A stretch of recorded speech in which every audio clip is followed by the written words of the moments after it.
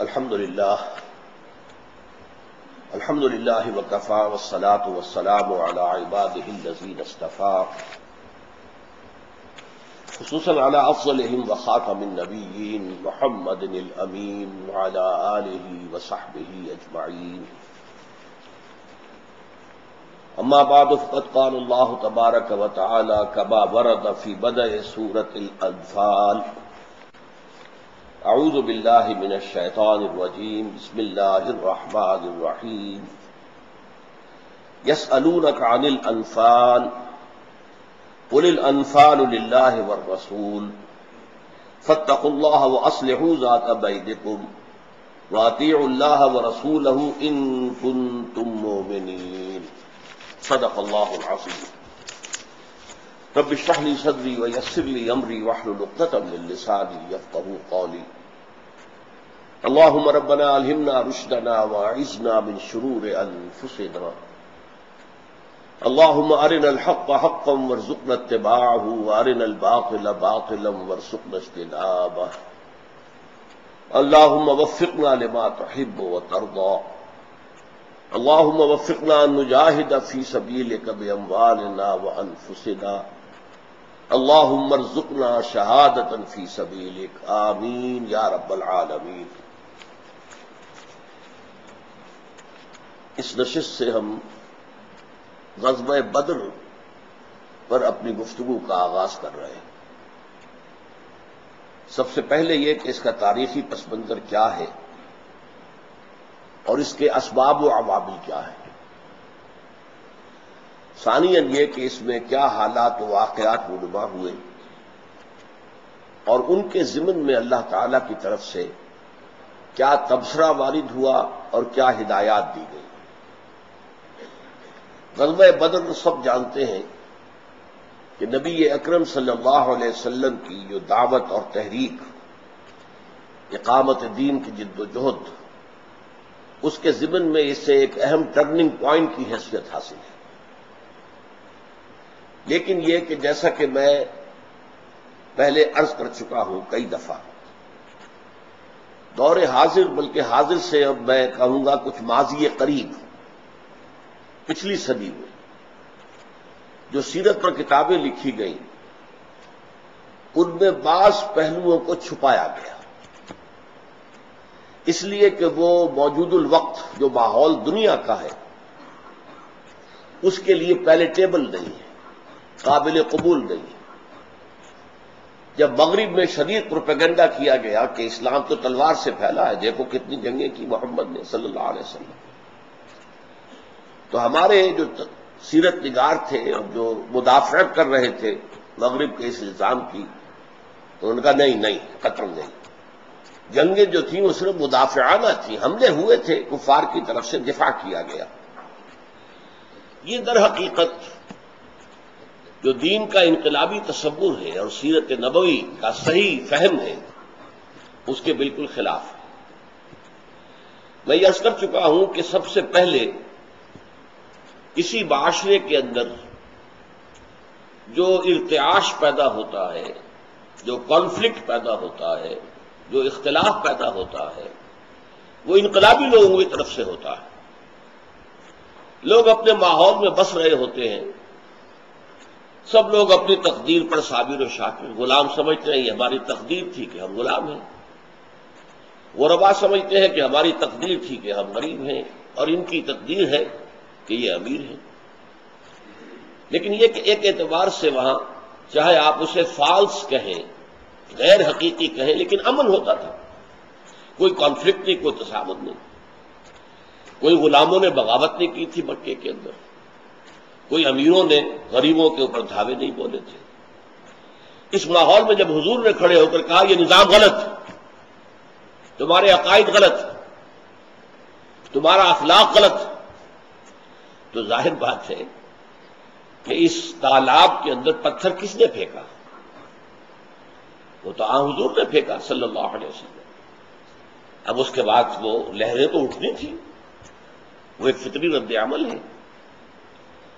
اسی اعتبار سے وہ سارے جو ابتدائی 4 مراحل تھے، دین کی دعوت، توحید، رسالت، آخرت کا ذہنوں میں راسخ ہو جانا، ایک جماعت کا تیار ہو جانا جو پوری طرح سمع و اطاعت پر کاربند، جو حکم دیا جائے اس کے لیے آمادہ، اور تن من دھن قربان کرنے کے لیے تیار۔ تو اب ظاہر بات ہے کہ اس کے بعد بھی اگر ان انقلابیوں کی طرف سے اقدام نہ ہو کوئی، تو یہ تو ان کی انقلابیت کے پھر خلاف ہو جائے گا۔ طاقت اگر ہو گئی ہو جو پختہ شوی خدرا بر سلطنت جم زن، جب تیار ہو جاؤ اور تمہارے پاس جو ہے معتد مقدار میں قوت جمع ہو جائے، تو پھر اپنے آپ کو سلطنت جم سے ٹکرا دو۔ یہ تصادم اور یہ ٹکراؤ انقلاب کے لیے ناگزیر ہوتا ہے۔ موجودہ دور میں بھی اگرچہ یہ پہلو اللہ کا شکر ہے کہ بعض تصانیف کے ذریعے سے جو چیزیں چھپا دی گئی تھیں وہ اب واضح ہو گئی۔ صفی الدین مبارک پوری کی کتاب جو ہے الرحیق المختوم، جسے سیرت کے موضوع پر سعودی عرب کی طرف سے انعام ملا، شاہ فیصل ایوارڈ، وہ عربی میں تھی، اس کا اردو ترجمہ ہوا ہے۔ وہ میں سمجھتا ہوں کہ سیرت نبوی صلی اللہ علیہ وسلم کی صحیح ترین تعبیر اور تصویر ہے واقعاتی اعتبار سے۔ میں جو کچھ عرض کر رہا ہوں وہ واقعاتی سے زیادہ فلسفہ سیرت کا معاملہ ہے، یعنی یہ کہ حضور صلی اللہ علیہ وسلم نے جو ہجرت کی تھی مدینے کی طرف، تو وہ جان بچا کر بھاگنے کے لیے نہیں تھی، نعوذ باللہ نعوذ باللہ۔ ہاں، شدائد اور مصائب سے گھبرا کر جانے والے وہ تھے ہجرت حبشہ، جس کی اجازت دے دی گئی تھی کہ جس سے برداشت نہیں ہو رہا، جس کا ذکر ہم سورہ عنکبوت کے سلسلے میں ہم اس کا پورا بحث کر چکے ہیں اس کی، کہ جن سے یہ تشدد برداشت نہیں ہو رہا وہ چلے جائیں، وہ جا کر حبشہ میں ایک انصاف پسند بادشاہ ہے، وہاں جا کر وہ رہیں تو ان کو ایک عافیت حاصل ہو جائے گی۔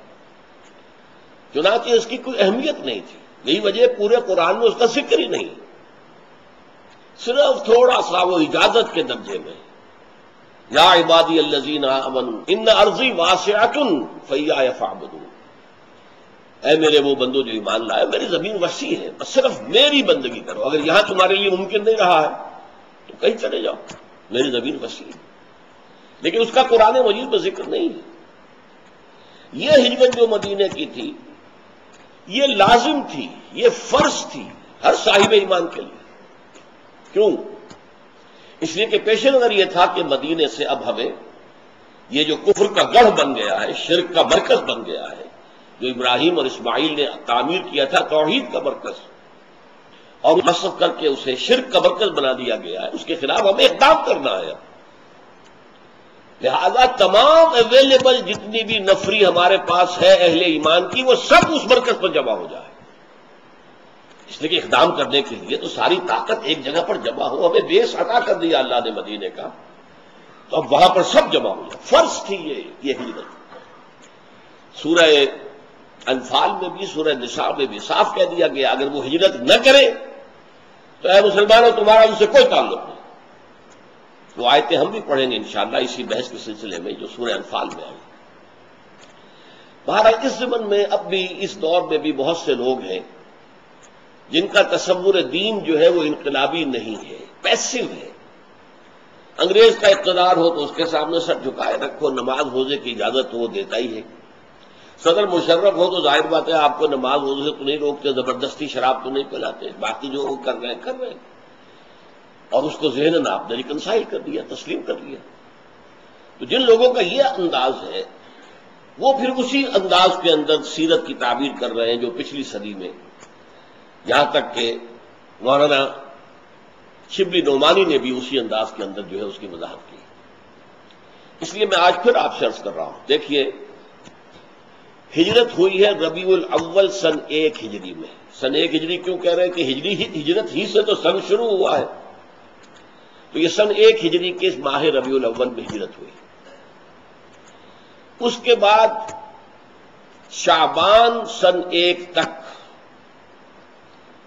کوئی اقدام حضور نے کیا، نہ کوئی اقدام مکے والوں کی طرف سے ہوا۔ حضور نے جیسا کہ میں نے عرض کیا ان 6 مہینوں میں پرامن رہتے ہوئے 3 کام کیے: مسجد نبوی کی تعمیر کی، مہاجرین اور انصار کے درمیان مواخات قائم کی، اور یہودیوں کے ساتھ ایک جوائنٹ ڈیفنس آف مدینہ کا معاہدہ پیکٹ جو ہے وہ کر لیا۔ 7ویں مہینے سے آپ نے چھوٹے چھوٹے گروپ بھیجنے شروع کر دیے تاکہ قریش کی جو لائف لائن تھی، یعنی کیروان روٹس جن سے کہ ان کے قافلے گزرتے تھے، مکے سے چلے شام کی طرف جا رہے ہیں، وہ بدر میں سے گزرتے تھے، مکے سے چلے اور یمن جا رہے ہیں، وہ طائف میں سے ہو کر گزرتے تھے۔ ان روٹس پر آپ نے چھاپا مار دستے بھیجنے شروع کر دیے۔ یہ 8 مہمیں ایسی ہیں ایک سال میں، ایک سال کے اندر 8 مہینے۔ 4 میں حضور بھی شریک ہوئے، وہ غزوات کہلاتے ہیں۔ 4 میں حضور نے کسی امیر کو نامزد کر کے اور ایک چھوٹی سی نفری بھیج دی، ان کو سریہ کہتے ہیں، جس میں حضور شریک نہ ہو، سرایا اس کی جمع ہے، غزوہ غزوات، سریہ سرایا۔ اب یہ ظاہر بات ہے یہ پروووکیشن تھی، اس لیے کہ قریش کی گویا کہ آپ ایک طرح سے لائف لائن پر آپ نے ہاتھ ڈال دیا، تو یہ اکنامک بلاکیڈ ہو رہا ہے اب۔ پھر یہ کہ حضور جہاں بھی تشریف لے گئے وہاں پر انہوں نے، آپ نے صلی اللہ علیہ وسلم، جو وہاں کے قبائل تھے ان سے معاہدے کرنے شروع کر دیے۔ اب یا تو وہ پہلے قریش کے حلیف تھے، اب حضور کے ہو گئے، قریش کی قوت کم ہوئی، حضور کی بڑھ گئی، یا انہوں نے کہا صاحب ہم اس جھگڑے میں نہیں پڑتے، ہم نہ قریش کی مدد کریں گے آپ کے خلاف، نہ آپ کی مدد کریں گے قریش کے خلاف۔ وہ سب کے سب پہلے قریش کے تابع تھے، اب جو بھی نیوٹرل ہو گئے اس میں بھی قریش کی قوت کم ہوئی۔ اس اعتبار سے اسے ہم کہیں گے کہ zone of political influence of Quraysh was decreasing and the zone of political influence of Muhammad صلی اللہ علیہ وسلم واز انکریزنگ۔ یہ 2 بنیادی اسباب ہیں کہ جس سے پھر وہاں پر کھلبلی مچی ہے۔ لیکن اس کھلبلی میں یہ نوٹ کر لیجیے، غزوہ بدر رمضان سن 2 میں ہو رہا ہے اور ربیع الاول سن 1 میں حضور نے ہجرت فرمائی ہے۔ یہاں سے لے کے وہاں تک 18 مہینے میں قریش کی طرف سے کوئی کارروائی نہیں ہوئی، کوئی کارروائی ریکارڈ پر نہیں۔ اس 1 سال کے دوران میں جبکہ 8 مہمیں چلی ہیں، 4 غزوات، 4 سرایا، اس میں بھی قریش کی طرف سے کوئی کارروائی نہیں، اٹس ناٹ آن ریکارڈ۔ یہ صورتحال ہے جس کو میں کہتا ہوں یہ ایکٹیو ریزسٹنس تھی، ایکٹیو ریزسٹنس تھی۔ قریش میں کنٹروورسی جاری تھی مکے میں اس کو بھی بیان کر چکا ہوں کہ ایک ہوتے ہیں ڈوز، ایک ہوتے ہیں ہاکس۔ ہاکس ہوتے ہیں جنگجو، مارو جی مارو، مر جاؤ، یا مر جاؤ یا مار دو۔ ایک ڈوز ہوتے ہیں کہ بھائی اپنے دشمن کو بھی اگر مارنا ہے تو اگر گڑ دے کر مارا جا سکتا ہو تو خواہ جو ہے اسے زہر دینا ہے۔ تم حکمت عملی سے کام لو، دیکھو تیل کی دھار دیکھو۔ وہاں جو ہاکس تھے ان کا سردار تھا ابو جہل، اس کے علاوہ کئی تھے، اور ابو عقبہ ابن ابی معیط وغیرہ وغیرہ، اخنس ابن شریح وغیرہ وغیرہ۔ اور جو ڈوز تھے، فاختائیں ہاکس، وہ جو شہباز ٹائپ لڑاکا جنگجو، تو وہ ڈوز کے سردار جو تھے وہ ایک تو تھے حکیم بن حزام رضی اللہ تعالیٰ نے، وہ بعد میں ایمان لے آئے، اس وقت تک وہ مشرکین میں سے تھے۔ حضرت خدیجہ رضی اللہ تعالیٰ عنہ کے قریبی عزیزوں میں سے تھے۔ دوسرے عتبہ ابن ربیعہ جو ایک بزرگ تھا ان کے ہاں، اور تھا دھیمے مزاج کا۔ تو عتبہ ابن ربیعہ روکے ہوئے تھا ان ہاکس کو، اور اس نے بڑی زبردست بات کہی تھی ڈپلومیٹک اعتبار سے کہ دیکھو محمد اور اس کے ساتھی یہاں سے چلے گئے، بلا تمہارے سروں سے ٹل گئی، رسید بود بلائے بھلے بخیر گزشت۔ لیکن محمد نشست بیٹھنے والے تو نہیں ہیں، وہ وہاں جا کر چرچا کریں گے اب اسی دعوت کا۔ سارا عرب مشرک ہے، وہ شرک کے خلاف وہاں بات کریں گے تو پورا عرب ان سے ٹکرائے گا۔ اب اگر عرب محمد کو زیر کر لیں صلی اللہ علیہ وسلم، ختم کر دیں معاذ اللہ، تو جو تم چاہتے ہو وہ ہو جائے گا، اور تمہیں اپنی تلواریں اپنے رشتہ داروں کی، ظاہر بات ہے کون تھے یہ، جتنے مہاجرین تھے قریش میں سے تھے نا، تو اپنی اپنے بھائیوں اور عزیزوں کے خون سے اپنی تلواریں رنگین نہیں کرنی ہوں گی. اور اگر محمد غالب آ جائے پورے عرب پر then we stand to lose nothing. ہمارا کیا نقصان ہوگا؟ آخر محمد ہمارا بھائی ہے، قرشی ہے کہ نہیں، عبد المطلب کا پوتا ہے یا نہیں؟ تو گویا کہ ہماری حکومت پورے عرب پر قائم ہو جائے. کس قدر ڈپلومیٹک بات ہے، آپ ذرا غور کیجیے. بہرحال اس بنا پر وہاں سے کوئی کارروائی نہیں ہوئی. اسی اثنا میں جو 18واں مہینہ ہے اس 1.5 سال کا، اس میں 2 واقعات ہو گئے. ایک تو یہ کہ ایک قافلہ ابو سفیان کے سرکردگی میں گیا تھا شام. جب وہ شام جا رہا تھا حضور نے اس کا پیچھا کیا تھا، لیکن وہ تیزی سے نکل گیا. اب اس کی خبر آئی کہ وہ واپس آ رہا ہے اور گزرے گا بدر سے. بدر ہی کا راستہ تھا. یہ بدر جو ہے ایک یوں سمجھیے کہ ایک ایسی وادی ہے جو لمبائی میں زیادہ ہے، چوڑائی میں کم ہے، لیکن ہے کھلی، خاصی کھلی وادی. شمال میں ایک گھاٹی سے ہو کر وہ راستہ ہے کہ جو شام سے آتا ہے. جنوبی اینڈ پر ایک گھاٹی میں سے ہو کر وہ راستہ ہے جو مکے سے آ رہا ہے. اور اس کا جو مشرقی بازو ہے اس کے تقریباً وسط میں ایک گھاٹی میں سے ہو کر وہ راستہ ہے جو مدینے سے آ رہا ہے. حضور کی اسٹریٹجی یہ ہوئی کہ بدر میں اس قریش کے قافلے کے اوپر حملہ کیا جائے. لہذا حضور صلی اللہ علیہ وسلم مدینے سے روانہ ہو گئے. کسی جنگ کا کوئی خیال نہیں تھا، نہ آپ کا کسی جنگ کا ارادہ تھا، نہ کوئی اندیشہ تھا کہ جنگ ہو جائے گی. بالکل ایسے جیسے اس سے پہلے 4 غزوات میں حضور گئے تھے، اسی طریقے سے سمجھیے کہ 5واں غزوہ یا 9ویں مہم تھی کہ جس کے لیے حضور وہاں سے نکلے. اسی لیے نہ نفیر عام تھی، نہ سب صحابہ شریک ہوئے، اور جو شریک نہیں ہوئے ان پر کوئی عتاب بھی نہیں ہوا کہ کیوں نہیں شریک ہوئے. کعب بن مالک رضی اللہ تعالی عنہ، ان کی روایت صحیح بخاری میں موجود ہے کہ چونکہ بدر میں تو ایک قافلے کا پیچھا کرنا مقصود تھا، کوئی جنگ نہیں تھی، لہذا بہت سے لوگ نہیں گئے، وہ خود بھی نہیں گئے تھے، اور نہ جو گئے ان کے اوپر کوئی عتاب ہوا.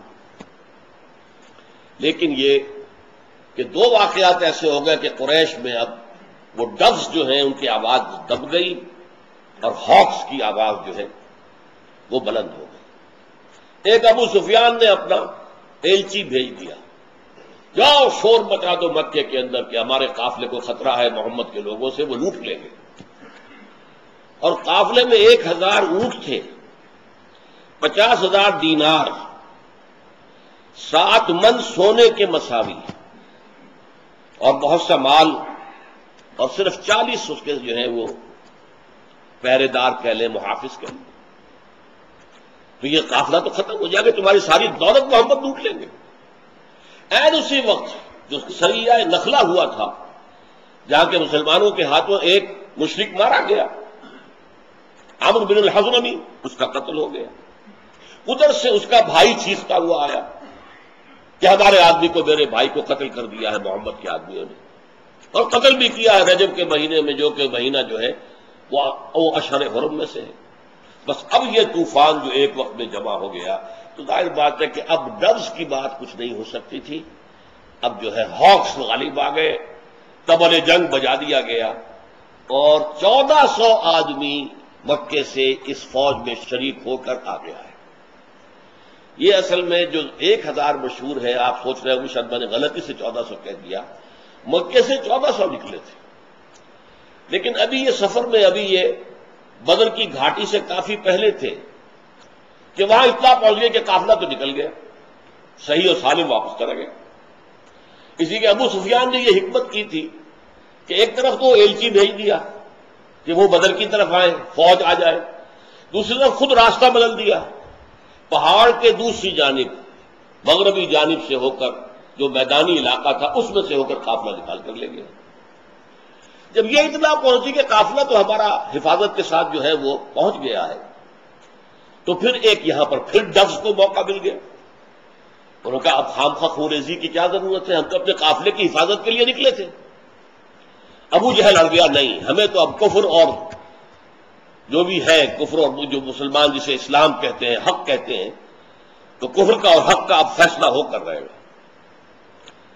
اس میں یہ کہ بنو زہرہ کے 300 یا 400 آدمی واپس ہو گئے کہ یہ غلط ہے کام، جب قافلہ ہمارا بچ کے نکل گیا ہے تو اب خونریزی کی کوئی ضرورت نہیں، تب وہ 1000 رہ گئے۔ مکے سے حضور نکلے ہیں تو جیسا کہ میں نے عرض کیا تھا کسی جنگ کا آپ کو خیال ہی نہیں تھا، نہ آپ نے اعلان کیا، لہذا وہ 313 افراد وہاں سے چلے، سب کے پاس ہتھیار بھی نہیں تھے، تو ایک قافلے کو جس میں کہ صرف 40 جو ہے وہ محافظ تھے ان سے نپٹتا تھا، کیا مشکل تھا۔ لیکن ابھی آپ بدر نہیں پہنچے تھے، درمیان میں تھے کہ آپ کو وحی کے ذریعے پتہ چل گیا، اللہ تعالیٰ نے فرمایا کہ ایک لشکر بھی مکے سے چل چکا ہے۔ اب گویا کہ یوں سمجھیے کہ ایک قافلہ شمال سے آ رہا تھا، وہ تو بدر میں داخل ہونے سے بجائے راستہ موڑ کر اور پہاڑ کے دوسری طرف سے ہو کر نکل گیا۔ ایک لشکر چلا تھا مکے سے 1400 کا، وہ درمیان میں 300-400 کے جانے کے بعد 1000 کا رہ گیا۔ ادھر مدینے سے شرقی جانب سے حضور تشریف لا رہے تھے 313 افراد کے ساتھ، درمیان میں جب یہ اطلاع ملی تو اب حضور نے وہاں مجلس مشاورت منعقد کی اور بتا دیا کہ دیکھو ہم نکلے تھے قافلے کے لیے، قافلہ آ رہا ہے شمال سے، لیکن جنوب سے ایک لشکر بھی چل پڑا ہے، اور اللہ نے وعدہ کیا کہ ان دونوں میں سے ایک پر تو ہمیں ضرور غلبہ دے گا، تو بتاؤ ہمیں کدھر جانا چاہیے۔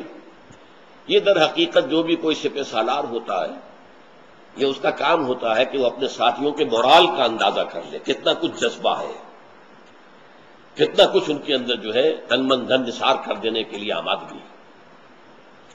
تو چند لوگوں نے کہا کہ حضور یہ قافلے کی طرف چلیے، ہمارے پاس تو ہتھیار بھی نہیں، ہم ہتھیار لے کر نکلے نہیں، کوئی جنگ کا اندیشہ ہی نہیں تھا، اب وہاں سے ہمیں کم سے کم 40 جو ان کے محافظ ہیں ان کے ہتھیار مل جائیں گے، بہت سا مال ہاتھ آئے گا، پھر ہم نمٹ لیں گے جو لشکر آ رہا ہے قریش کا اس سے۔ لیکن یہ کہ آگے ہم پڑھیں گے وہ آیات بعد میں تو بات واضح ہو جائے گی، اللہ کا ارادہ کچھ اور تھا، اللہ ٹکرانا چاہتا تھا اب حق و باطل کو، تاکہ واضح ہو جائے کہ حق کس کے ساتھ ہے، اس کی حکمت اور مشیت یہ تھی۔ اس لیے کہ یہ کہا تھا ابو جہل نے کہ یہ در حقیقت یوم الفرقان ہوگا، ثابت ہو جائے گا، اسے یقین تھا اپنی فتح کا، اس کے جاسوسوں نے بتایا تھا کل 300 کے قریب آدمی نکلے ہیں، اور اس کے پاس 1000 کی نفری تھی جس میں کہ بہت بڑا رسالہ موجود تھا۔ حضور کے ساتھ تو صرف 2 گھوڑے تھے، 313 افراد تھے، وہاں 1000 تھے، اسے یقین تھا تو اس نے پہلے سے کہہ دیا تھا کہ پتہ چل جائے گا کہ حق پر کون ہے، اللہ جس کی مدد کرے گا، جسے فتح دے گا وہ حق پر ہے، اور جس سے شکست ہو جائے گی وہ گویا کہ ثابت ہو جائے گا کہ باطل ہے۔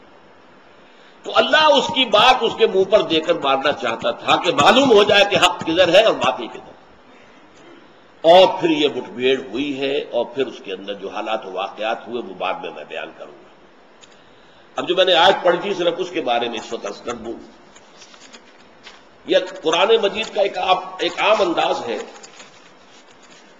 کہ وہ کسی صورت یہ نوٹ کر لیجئے کہ غزوہ بدر کے حالات پر یہ سورہ انفال قرآن مجید میں 75 آیات پر مشتمل اور 10 رکوعوں پر یہ ایک مسلسل خطبہ ہے، غزوہ بدر سے متعلق ہے، یا یوں کہہ سکتے ہیں کہ یہ چیپٹر ہے غزوہ بدر پر قرآن مجید کا، اور اس میں جیسا کہ میں نے عرض کیا وہ حالات سارے بیان کیے گئے، اس پر تبصرہ کیا گیا، جو غلطی ہوئی اس کو بھی کھول کر بیان کر دیا گیا تاکہ آئندہ ان کا معاملہ دوبارہ ارتکاب نہ ہو۔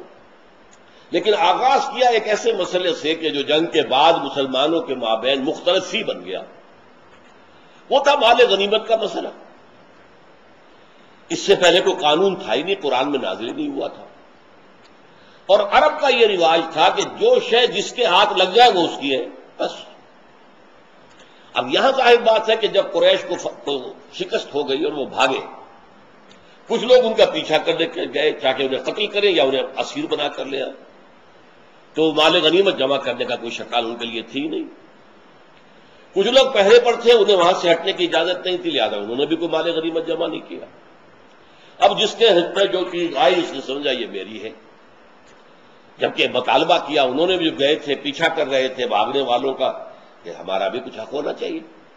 جو لوگ کہیں کسی اور جگہ ڈپیوٹیڈ تھے انہوں نے بھی کہا کہ ہمارا بھی حق ہونا چاہیے۔ یہ جھگڑا جو شروع ہوا اس پر پہلی آیت اتری ہے، یسألونک عن الانفال۔ اے نبی، یہ لوگ آپ سے پوچھ رہے ہیں انفال کے بارے میں۔ اچھا، انفال کے لفظ کو سمجھ لیجئے، یہاں مال غنیمت کا لفظ نہیں آیا۔ انفال نفل کہتے ہیں اضافی چیز کو۔ جنگ سے اصل مقصود کیا ہوتا؟ اپنی فتح، دشمن کی شکست، یہ تو اصل مقصود ہے نا۔ اگر کوئی مال ہاتھ آ جائے تو یہ نفل ہے، یہ اضافی چیز ہے، یہ بونس ہے۔ تو انفال نفل، جیسے نماز نفل ہے، وہ لازمی نہیں ہے، آپ کریں گے آپ کو ثواب ملے گا۔ اسی طریقے سے جو انفال ملے ہیں، اب یہ اس کے بارے میں آپ سے پوچھ رہے ہیں، تو سب سے پہلے تو اللہ نے ایسی کاٹ دار بات کہہ دی، قُلِ الْأَنْفَالُ لِلَّهِ وَالرَّسُولِ۔ اے نبی کہہ دیجئے یہ انفال سب اللہ اور اس کے رسول کے لیے، تم میں سے کسی کا کوئی حق نہیں۔ جڑ کاٹ دی، کس کا حق کتنا ہے، کس کا حق کتنا نہیں ہے، یہ سارا معاملہ ختم کر دیا۔ جب اللہ اور اس کے رسول پر ایمان رکھتے ہو نا، تو یہ انفال سب کے سب اللہ اور اس کے رسول کے لیے۔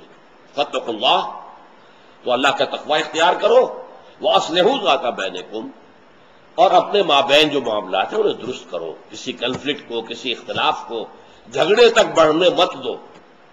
اصلحوا ذات بینکم، اپنے مابین تعلقات کو درست کرو۔ وَأَطِیعُوا اللَّهَ وَرَسُولَهُ، اور اطاعت کرو اللہ کی اور اس کے رسول کی۔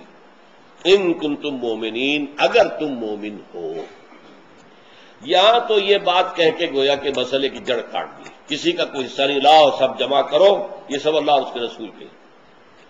لیکن پھر آگے چل کر آیت نمبر 41 میں اس کو کھول دیا گیا، اب قانون بیان کیا گیا۔ یہ جو ہے 10ویں پارے کی پہلی آیت ہے۔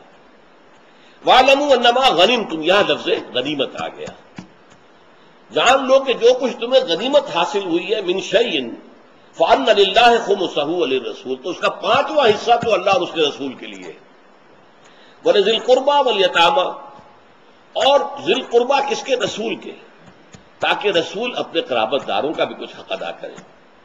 پھر یتیم والمساکین وابن السبیل، اور مسکین اور مسافروں کے لیے ہے۔ ان کنتم آمنتم باللہ، اگر تم واقعتاً ایمان رکھتے ہو اللہ پر۔ وما انزلنا علی عبدنا یوم الفرقان، اور جو کچھ ہم نے اپنے بندے پر اتارا ہے فرقان کے دن۔ قرآن نے بھی غزوہ بدر کو یوم الفرقان قرار دیا، جو ابو جہل نے کہا تھا کہ یوم الفرقان ہوگا، تو یہ یوم الفرقان ثابت ہو گیا۔ اور اللہ تعالیٰ کی طرف سے آسمانی مدد جو آئی تھی، فرشتے جو آئے تھے، تو فرمایا کہ جو اپنے بندے پر اللہ نے نازل کی تھی آسمانی مدد، تو یہ در حقیقت واللہ علی کل شیء قدیر، اللہ تعالیٰ ہی ہر شے پر قادر ہے۔ اس میں جو حکم تفصیلی حضور نے دیا وہ یہ ہے، 5واں حصہ نکال کے رکھ دو اللہ اس کے رسول کا، بیت المال کا۔ اس میں سے رسول کا بھی حق ہے۔ ظاہر بات ہے کہ حضور کو کاروبار تو کرتے نہیں تھے، وہ تو اب مکے میں بھی 13 برس ہو گئے چھوڑ چکے تھے، وہاں تو خیر حضرت خدیجہ کی دولت موجود تھی، اس سے گزارا چل رہا تھا، مدینے میں تو کچھ بھی نہیں تھا۔ تو یہاں آ کر پہلی مرتبہ حضور کے لیے ایک ذریعہ معاش کی شکل پیدا کی گئی کہ جو مال غنیمت آئے گا اس میں سے 5واں حصہ جو ہے وہ بیت المال کا ہوگا، اور اس میں حق ہے رسول کا اور اس کے قرابت داروں کا۔ باقی بیت المال سے یتیموں، غریبوں، مسکینوں، ان کو بھی دیا جائے گا۔ تو 4 حصے جو رہ گئے اس کے بارے میں حکم دیا حضور نے کہ یہ برابر تقسیم کر دیے جائیں تمام مجاہدین میں، چاہے کسی نے کچھ جمع کیا یا نہیں کیا، اس سے کوئی بحث نہیں۔ اور اس میں یہ ہے کہ جو سواریاں ساتھ لے کر آئے ہیں، اونٹ لے کر آئے ہیں، گھوڑا لے کر آئے ہیں، انہیں 2 حصہ، اور جو پیدل آئے ہیں انہیں 1 حصہ۔ اس کی وجہ کیا ہے؟ جو سواری لے کر آیا تھا اس نے پورے سفر میں اپنی سواری کے لیے جو ہے راشن خود مہیا کیا تھا۔ کوئی سپلائی لائن جیسے آج کل ہوتی ہے فوجوں میں، وہ تو قائم تھی ہی نہیں، اس کا کوئی انتظام نہیں تھا رسد۔ لہذا وہ اپنے گھوڑے کو چارہ، اپنے اونٹ کے لیے کچھ چارہ جو ہے وہ خود اپنی جیب سے خرچ کر رہے تھے، لہذا انہیں 2 حصہ، اور جو پیدل تھے، پیادہ تھے، ان کا 13 حصہ۔ یہ قانون آیا ہے، لیکن یہ قانون آیا ہے 41ویں آیت میں، جبکہ پہلے جڑ کاٹ دی گئی، ذہناً تیار کر دیا گیا کہ جب ہمارا کوئی حق ہے ہی نہیں تو اب جو بھی مل جائے غنیمت ہے، جو بھی اللہ کی طرف سے طے ہو گیا ہے، تو اب ان کے دل میں شکر پیدا ہو گیا۔